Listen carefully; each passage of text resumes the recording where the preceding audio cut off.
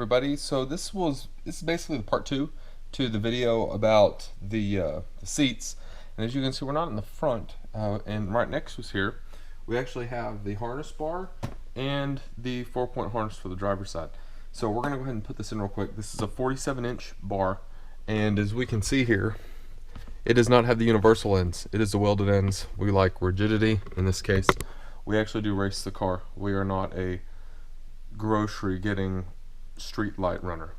So we are going to start by taking off the trim piece over the top of the seat belt, and the bottom edges are going to actually bolt in right down here. The support beams, whatever you want to call them, support braces, and these need to be down when we begin. So there. And then we're going to take these covers off. Like I said, we're going to unbolt the top of the seat belt, and using the hardware spacers provided with the bar, we will be bolting the harness bar behind here. So let me get some tools and let's get started. So we've unbelted the seat belt top and bottom. Now I've actually roughly assembled the bar. I put the support braces and I bolted them to the back of the bar. That way I won't have to hold up one end of this harness bar while I bolt the other side in. I can prop it on the floor and lean it up there. So depending on your setup, I bought slightly longer bolts. These are 2-inch bolts. They're all the same thread size. They're 7/16 by 20. That's apparently, I didn't know it, it's apparently a federal thing. All seatbelt hardware is the same. It's all 8 grade bolts. So what I'm going to do is use the factory spacer that was behind the seatbelt. That will bolt in, and then the support brace will go on, and then I'm going to use a 1/4-inch spacer, and then the bottom of my harness for the 4-point. That will be the setup on this side. Now I am actually removing the driver's side seatbelt, since I will have a harness on the side of the car, and I'm going to remove it. There's no sense to leave it in here for me. If I get pulled over because they don't think I'm wearing a seatbelt, I can simply show them that I have a harness on, and everything should be okay. I do have a slightly different setup for the Let There Be Light Aziz.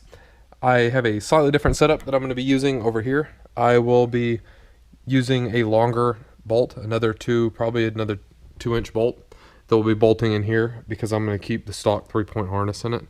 I need to space it out a little bit more. But for the top up here, I'm going to be using the hardware that was provided. This is just a 1.25-inch bolt, and that will go into here. So let me roughly get this bolted in so it will hold up a little bit, and we'll go from there. Okay, it actually wasn't that hard if you get all the bolts set out before. So like I said, I used a 1 1/4 here and a 2-inch over here with the spacers. So that belt is still functioning over here.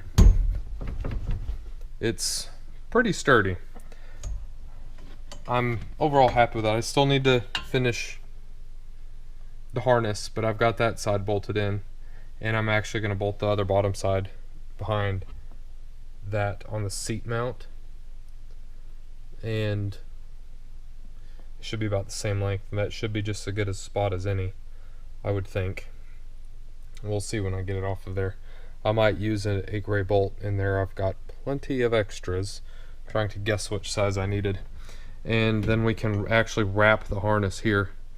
And this actually, I've been waiting for 2 weeks on all the hardware to get all this put together, and I'm going to have it done in like 30 minutes. So I'm a little annoyed that it took so long to get all the parts. So let me get the other bottom part down here, and then we'll move up here and get the harness going. Okay, now this is the bar with the seat in its normal position and the belt's through. Now they are a little off. They don't line up quite like I had hoped, and they are still too high. But I have a wedge engineering bracket coming in. This seat's going to drop 2 to 3 inches than it is now, so it'll be about the right height. The space is good. This would be, I'd be worried if I raced SCCA, but since they're mostly non-sanctioned, this will be fine. But this, the way it sits, this is too much of an angle. That's way too much of an angle to race safely because it pulls too hard down on your shoulders if you get into a wreck. But with the seat being lowered, everything should be okay. We should be copacetic. So what we have to do now, if you've got a 2-inch belt, most of them have this mounting spot. So we're gonna have to cut that off. And it's not a big deal. We're just gonna literally cut the end off right here where the stitching is. And then we're gonna cut it again right here to remove this, because all we're gonna use is this buckle here. So let me cut that off real quick, and then we'll get a lighter and we'll melt the ends so it doesn't come unraveled. Okay, so I've cut this off, and what we're gonna do is we're actually just gonna burn the edge of it and melt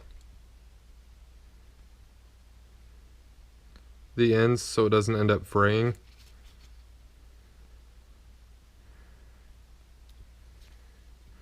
Like that. And now we can go ahead and start weaving these through the mountings. So we're going to come through the seat hole where the harness goes through the seat, down under the bar, and we're going to come up. Now I'm going to pull this through here because the goal is to have this right here, and we want it braced on the edge of the harness bar. So I'm going to pull a little slack through so we can maneuver it. We're going to take the strap, go up through. Want to pull that snug there.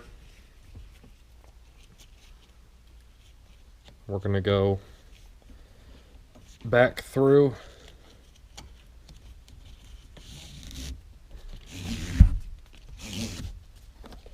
Okay, so now that we've got our slack pulled out for the most part here,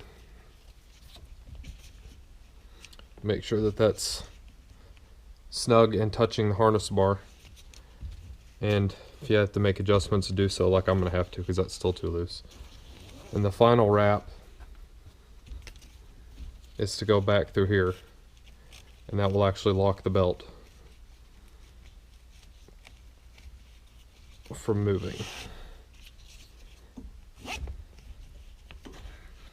And then pull it back through and let there be light.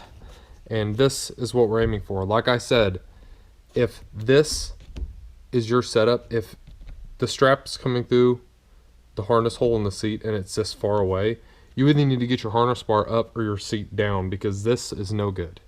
I will not be driving this car until my bracket gets in and I can get this seat lowered and back down, and I'm probably going to try to angle this harness bar up a little bit more anyway, just because I don't like how low it is. But that is in essence what we're doing here, just like this. And these are a pain in the ass. I don't really know what the purpose is other than to keep the belts from sliding. But maybe it won't be that big of a deal when the seat gets down to the level that it should be. So we'll just have to see how that goes. But all in all, the install is actually pretty easy, other than it being heavy to hold on one angle and starting bolts. But it actually goes in quite easy. I can't stress enough, this is the safety of your life. So if you're replacing these bolts with something from Home Depot or Lowe's, make sure it's an 8th grade bolt, or the best place is for you to find a local bolt and screw shop and go in there and get a bolt for 70 cents like I did. 78 cents for an 8th grade bolt. That's as good as what Mazda put in this to begin with. So that's all there is to it. Be sure that you're taking care of this stuff, because after all, it's for your safety. So after I got the proper seat bracket, thank you Wedge Engineering, the seat sits where it's supposed to, and more importantly, the straps are the level that they're supposed to be. So the angle is actually much safer this way, or it's not going to crush your back or anything if you hit anything.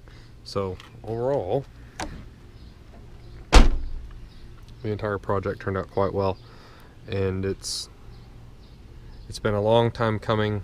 And here real quick, as soon as I pay MasterCard a little bit, I'll be getting rid of that seat and putting the passenger seat back in this car with a Wedge Engineering bracket.